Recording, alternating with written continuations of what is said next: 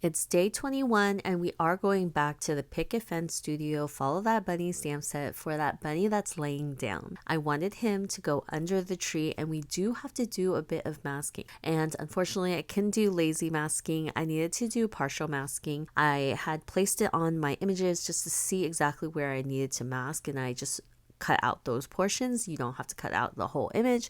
You just need the portion that needs to be covered up when you stamp on top of it. So we are going with a white bunny today because I've talked enough about shading and how you need things that you want white to have a little bit of shading, but then you leave most of it white. So that's what I'm doing. I'm actually using 4 gray colors today. They're cool tone colors, and with my darkest one, which is the C5, I use the tiniest amount. I just want it in the little crevices where the shadow is the most prominent, and then I'll start blending it out.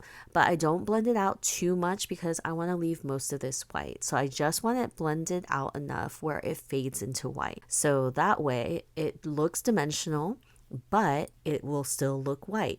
And once we add even more color, it'll look even whiter. So you'll notice the most dimension is around his face, because once I put those lines near his ears, his cheek just looks much chubbier. This is really easy coloring, except you just have to be careful that you don't put too much of the color down. And that's how you achieve white. You definitely have to trust the process because it does look a little weird at first when you have these dark grays, but it all comes together.